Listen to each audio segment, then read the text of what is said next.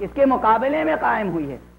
ارے سارے عالم اسلامی کے لیے صرف امام ابو حنیفہ کا عمل بہت بڑی درایت ہے، بہت بڑی درایت ہے۔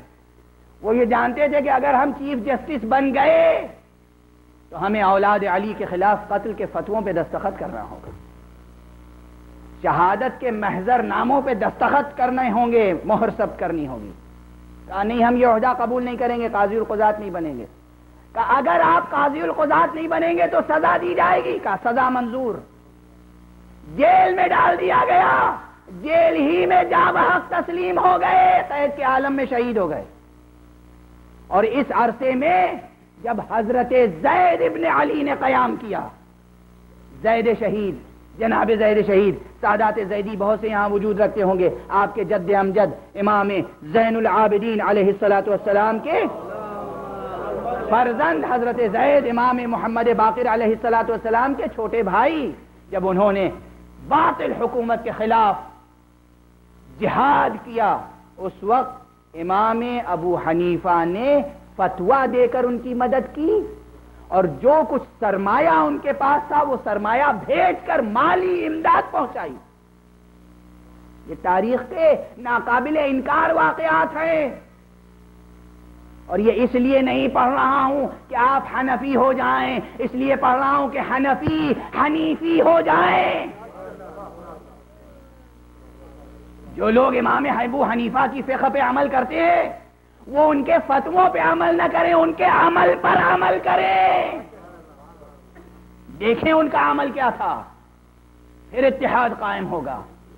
سچائیوں پر اتحاد قائم ہوتا ہے، جھوٹ کے دہرانے پر اتحاد قائم نہیں ہوا کرتا۔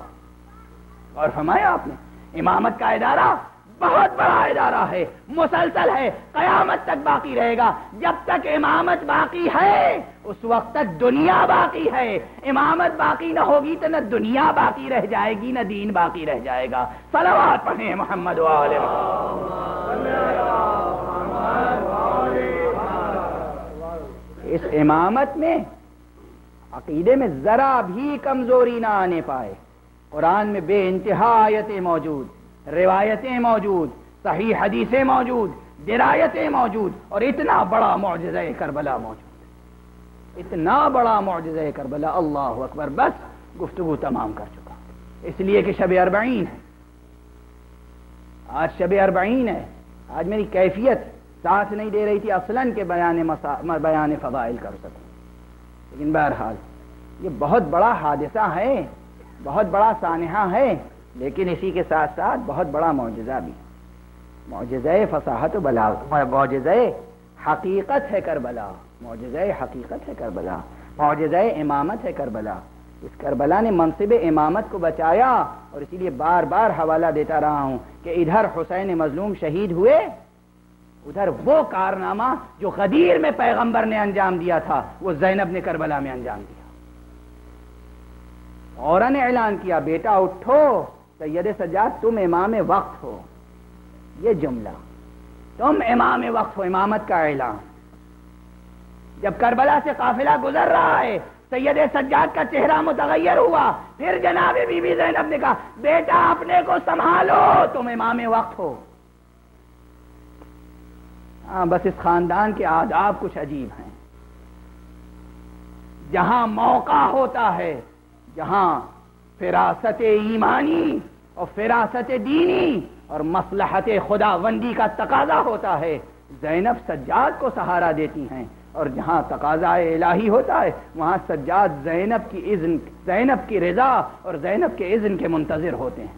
ان واقعات کو نہیں دہرانا ہے، آج تو یہ عرض کرنا ہے کہ جب سید سجاد نے جناب زینب کبریٰ کو مجبور کیا اور کہا کہ پھوپھی اماں ذرا سر کی طرف دیکھیں، بابا کے سر کی طرف ملاحظہ فرمائیں، بابا کی آنکھوں سے آنسو جاری ہیں، یعنی مصلحت خداوندی یہ ہے کہ آپ اسی طرح دربار میں چلی جائیں۔ بی بی دربار میں گئیں، اور دربار میں جانے کے بعد جو واقعات رونما ہوئے وہ ایک سلسلہ ہے، اب شبیں تمام ہو چکی، تمام واقعات نہیں دہرائے جا سکتے۔ قید و بند کی مصیبتیں جھیلیں اور سہی گئیں، لیکن ایک منزل وہ آئی جب حاکم پشیمان ہوا، اور جب حاکم پشیمان ہوا اور اس نے جناب سید سجاد کو بلایا اور کہا اے سید سجاد، اے علی ابن الحسین، اب تمہیں اختیار ہے، آزاد کیا جاتا ہے، چاہو دمشق میں قیام کرو، چاہے مدینے چلے جاؤ۔ اللہ اکبر۔ اس وقت جناب سید سجاد امام وقت ہیں، مگر ایک مرتبہ سید سجاد نے کہا میں کوئی فیصلہ نہیں کروں گا، پہلے پھوپھی اماں سے تو پوچھ لوں، میں جناب زینب کبریٰ سے سوال تو کر لوں۔ ایک مرتبہ سید سجاد آئے، پھوپھی کو آواز دی، پھوپھی اماں، پھوپھی اماں، اے جناب زینب کبریٰ جواب دیں، یا اماں، اے پھوپھی، یزید ہمیں پروانہ رہائی دے رہا ہے اور یہ کہہ رہا ہے آپ چاہیں تو دمشق میں رہیں، چاہے تو مدینے چلی جائیں۔ جناب زینب سے پوچھنے کا سبب کیا ہے، پوچھنے کا سوال کیا ہے؟ فیصلہ خود امام کر سکتے ہیں، امام خود فیصلہ کر سکتے ہیں، مگر پھوپھی سے پوچھنے کا سبب کیا ہے یہ بات سمجھ میں نہیں آتی۔ عجب نہیں اس میں کئی مصلحتیں ہوں۔ جب جناب زینب سے رخصت ہو رہے تھے امام حسین روز عاشوراء، تو کچھ اسرار امامت تھے جو جناب سید سجاد کو القاء فرمائے، ان کو تعلیم فرمائے، ان کے حوالے کیے، اور کچھ خاص امانتیں تھیں جو زینب کے حوالے کی گئی تھیں۔ من جملہ ان امانتوں کے حسین کی ایک چہیتی بچی تھی، ایک چھوٹی 4 سال کی بچی، جس کے متعلق حسین نے خصوصی وصیت کی تھی، اے بہن زینب اس بچی کا خیال رکھنا۔ یہ ایک عظیم امانت تھی جو زینب کربلا سے لے کر شام آئی تھی۔ اس امانت کا زینب نے ہر جگہ خیال رکھا، مگر اللہ اکبر، قید خانہ شام میں سکینہ وطن جانے کا انتظار کرتے کرتے اس دنیا سے رخصت ہو گئی۔ سکینہ 4 برس کی بچی درے زندہ پہ بیٹھ کر جب دیکھتی تھی شام کے وقت پرندے جا رہے ہیں، پوچھتی تھی پھوپھی اماں یہ پرندے کہاں جا رہے ہیں؟ پھوپھی جواب دیتی تھی بیٹا یہ اپنے آشیانوں کی طرف جا رہے ہیں، یہ اپنے گھونسلوں کی طرف جا رہے ہیں۔ اے پھوپھی اماں ہم اپنے گھر واپس کب جائیں گے؟ سکینہ مسلسل یہ سوال کرتی رہی، مسلسل بابا کو یاد کرتی رہی، یہاں تک کہ وہ شب آئی جب سکینہ نے باپ کے سر کی زیارت کی اور رخسارے پہ در پر رخسارہ رکھ کر بیان کرتے کرتے اس دنیا کو خیر بات کہا۔ سید سجاد نے اور زینب نے اس حسین کی امانت کو زندان شام میں سپرد خاک کر دیا۔ اب سید سجاد اکیلے فیصلہ نہیں کر سکتے۔ سید سجاد نے کہا میں پھوپھی سے سوال تو کر لوں۔ قید خانے میں آئے، پھوپھی اماں بتائیے دمشق میں رہیں گی یا مدینے واپس جائیں گی؟ ایک مرتبہ زینب کبریٰ اس ننھی سی قبر کے پاس آئی، اے سکینہ تمہیں زندان شام میں چھوڑ کر جانے کا دل تو نہیں چاہتا، مگر کچھ اور ذمہ داریاں بھی ہیں، نانا تک بھی کچھ پیغام پہنچانا ہے۔ تمہارے بابا کا خون بھرا کرتا، اصغر کا خون بھرا کرتا، یہ نانا کے مزار تک پہنچانا ہے، اس لیے بیٹی اجازت دے دو، خدا حافظ۔ جناب زینب کبریٰ نے سکینہ کی قبر سے رخصت ہو کر سید سجاد سے کہا ہم تیار ہیں چلنے کے لیے، مگر شام میں نہیں رہیں گے۔ شام میں کیسے رہ سکتی تھی جہاں اتنی مصیبتیں پڑی ہوں کہ سید سجاد زندگی بھر کہتے رہے ہوں الشام الشام الشام۔ جب بھی کوئی پوچھتا تھا آقا سب سے زیادہ مصیبتیں کہاں پڑی، سید سجاد ایک ہی جواب دیتے تھے الشام الشام الشام۔ شام میں زینب نے رہنا گوارا نہ کیا، کہا ہم مدینے جائیں گے مگر کربلا ہو کر۔ شام میں چند روز تک نوح و بکا کا سلسلہ رہا، حسین کی عزاداری ہوئی، اس کے بعد محملیں سجی گئیں۔ بس چند جملے اور، اب جو محملیں سجی گئیں اللہ اکبر، ایک ایک مقام ایک عظیم مقام مصیبت ہے۔ یہی زینب ہے، سوچ رہی ہے جب مدینے سے چلے تھے محملوں کا رنگ سبز تھا، اور جب کربلا سے چلے تھے محملیں تھی ہی نہیں، بے کجاوا اونٹوں پہ سوار کیے گئے تھے۔ آج جب یہ قافلہ واپس جا رہا ہے محملیں سجی گئیں، مگر محملوں پہ جو پردے ہیں وہ سبز نہیں سیاہ ہیں۔ یہ سوگوار بہن ہے، کربلا کی طرف جا رہی ہے، کربلا کی طرف چلا، قافلہ روانہ ہوا، اور جب کربلا پہنچا تو وہ 20 صفر کی تاریخ تھی جو کل آ رہی ہے، کل جو آ رہی ہے تاریخ۔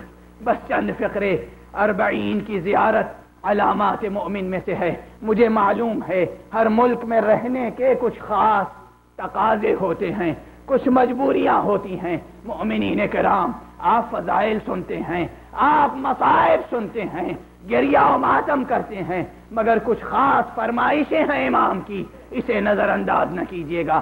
زیارت 40 من جملہ علامات مؤمن ہے۔ کل تھوڑا سا وقت نکال کر حسین کو یاد کر کے زیارت 40 ضرور پڑھ لیجئے گا۔ اپنے کاروبار کو جائیے، ضرور جائیے، ممکن ہو تو نہ جائیے، ممکن نہ ہو ضرور جائیے، مگر تھوڑا سا وقت نکال کر زیارت 40 پڑھ لیجئے۔ 2 رکعت نماز زیارت ہے اور 1 صفحے سوا صفحے کی زیارت ہے۔ امام نے کہا ہے، 11ویں امام نے، مومن کی علامتوں میں سے 5 چیزیں ہیں، ایک زیارت 40 ہے۔ کیوں؟ عمل پیغمبر سنت ہوا کرتا ہے، عمل امام سنت ہوا کرتا ہے، مگر یہ وہ سنت ہے جو سنت زینب کبریٰ ہے۔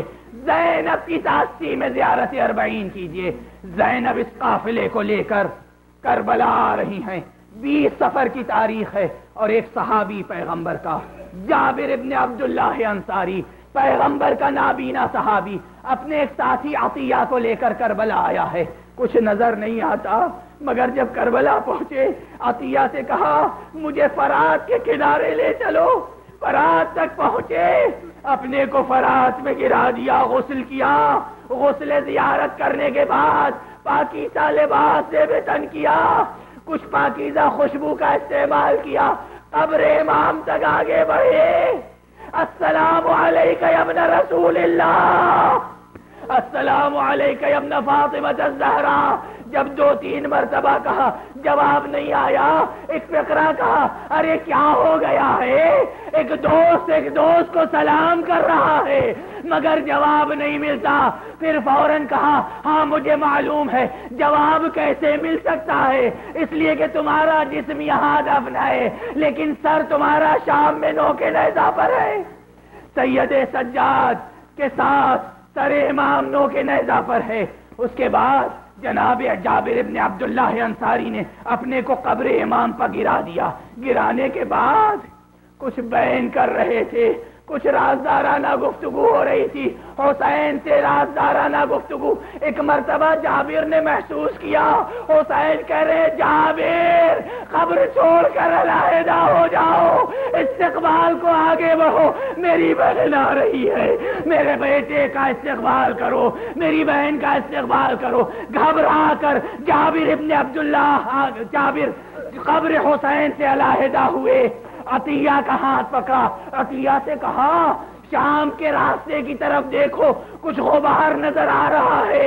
عطیہ نے کہا ہاں غبار نظر آ رہا ہے۔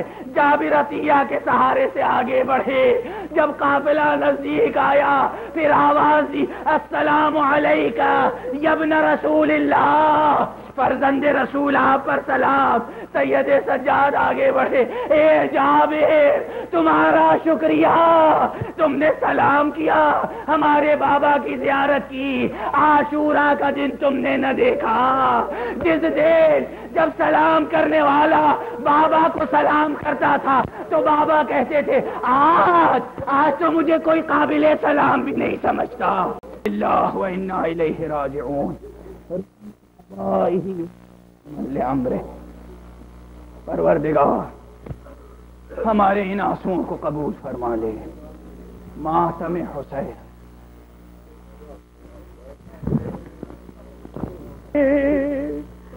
یہاں تیری سکینہ قید میں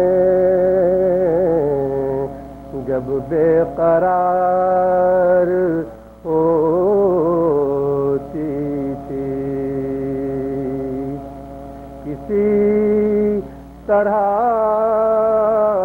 سے نہ ہوتی تھی، چپ نہ سوتی تھی، عجیب کرب سے ایک ایک کو وہ روتی تھی، باہر نفس یہی کہہ کہہ کے جان کھوتی تھی، اجل نے سرور خوشخو کو ہم سے چھین لیا، ہمارے اصغر مہرو کو ہم سے چھین لیا، سکینہ